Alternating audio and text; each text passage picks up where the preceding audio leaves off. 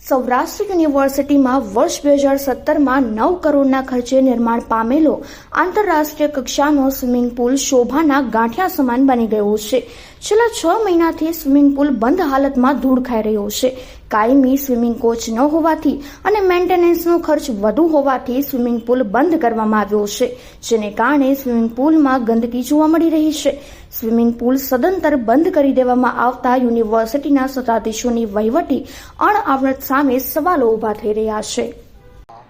આપણી પાસે swimming pool, shooting range, hockey, football, basketball, indoor stadium, gym, cricket આ બધા જ ગ્રાઉન્ડો છે, જેમાં અત્યારે લગભગ મોટાભાગના ગ્રાઉન્ડોમાં ખેલાડીઓ સવાર સાંજ પ્રેક્ટિસ કરવા માટે આવે જ છે। આપણી પાસે અત્યારે 2 કોચ છે, એક બેડમિન્ટનમાં અને એક જીમમાં અને એક શૂટિંગ રેન્જમાં। હોકીના ગ્રાઉન્ડ માટે તો સૌથી પહેલાં આપણે એસએજી સાથે ટાઈપ કરી અને સ્ટેટ લેવલના કેમ્પ જો આપણને મળે, પછી ત્યાં ટ્રેનિંગ સેન્ટર આપણને મળે, તો આપણે હોકીના ગ્રાઉન્ડ સારી રીતે ચલાવી શકીએ। કેમ કે રાજકોટમાં જ ગુજરાતમાં એવું હશે કે જ્યાં 2 એસ્ટ્રોસબ ગ્રાઉન્ડ છે, એક તો આરએમસી પાસે પણ એક હોકીનું મેદાન છે અને આપણી પાસે પણ છે।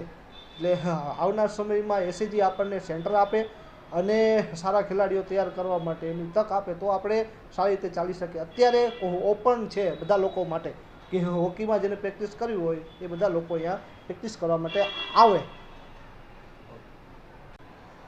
સ્વિમિંગ પુલ લગભગ 10 કરોડના ખર્ચે આઉટડોર અને ઇન્ડોર સ્વિમિંગ પુલ બનેલો છે અને અત્યારે પાણીનું પ્રમાણ ઓછું અને સ્વિમિંગ પુલની કેપેસિટી વધારે હોવાથી અને મેન્ટેનન્સ ચાર્જ વધારે થવાથી અત્યારે સ્વિમિંગ પુલ હાલ આપણે બંધ છે અને આવનારા સમયમાં સ્વિમિંગ પુલ ચાલુ થાય અને રાષ્ટ્રીય કક્ષાની સ્પર્ધાઓ વધારે યોજાય અને વધારે લોકો લાભ લે એવો અમે પ્રયત્ન કરી રહ્યા છીએ। કેટલા લોકો અહીંયા આવતા? પહેલાં જ્યારે સ્વિમિંગ પુલ ચાલુ હતો ત્યારે 16-17 જણા સવાર સાંજમાં અને 50થી 60 વિદ્યાર્થીઓ આપણા જે યુનિવર્સિટી સંલગ્ન કોલેજ અને ભવનના વિદ્યાર્થીઓ આવતા। સામાન્ય રીતે જોઈએ તો કોઈ પણ સ્વિમિંગ પુલ હોય એમાં રાષ્ટ્રીય કક્ષાની સ્પર્ધા થઈ શકે એવો સ્ટાન્ડર્ડ આપણી પાસે સ્વિમિંગ પુલ છે। એમાં પાણીની કેપેસિટી આપણી વધારે છે। બહારનો જે સ્વિમિંગ પુલ છે એની 28 લાખ લીટર કેપેસિટી છે, અંદરનો જે સ્વિમિંગ પુલ છે એની 7 લાખ લીટર કેપેસિટી છે। સગવડતા સારી છે, આપણી પાસે હીટર છે જે શિયાળામાં પાણી હુંફાળું રાખે, પછી ક્લોરીનવાળું મશીન છે, બધું આપણી પાસે સુવિધા છે। પણ આપણે ખૂબ સારી રીતે ચલાવવો હોય તો વધારે લોકો એનો લાભ લેશે તો આપણે સારી રીતે ચલાવી શકીશું।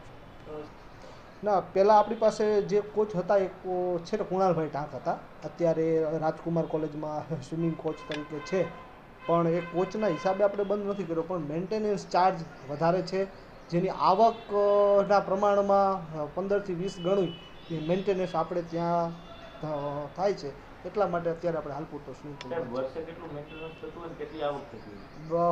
વર્ષે લગભગ 25-30 લાખ રૂપિયા જેવું મેન્ટેનન્સ થાય છે અને બીજું પાણીનો એનો ખર્ચો આપણે ગણીએ તો 30-35 લાખ રૂપિયા વર્ષે ખર્ચો થાય। સામે એની આવક આપણી પાસે 5થી 6 લાખ રૂપિયા હોય તો દર વર્ષે યુનિવર્સિટીને 30 કે 25 લાખ રૂપિયા ખર્ચ કરવો પડે એ મારી દ્રષ્ટિએ યોગ્ય નથી લાગતું।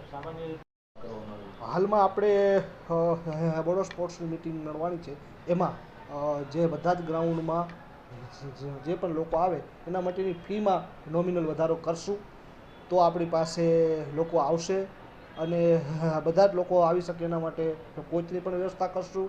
એવું લાગશે કે અહીંયા મેન્ટેનન્સ ચાર્જ આપણી પાસે વધારે થાય છે તો આપણે કોઈ પ્રાઇવેટ એસોસિએશન અથવા કોચને રેન્ટ પર પણ આપી શકશું।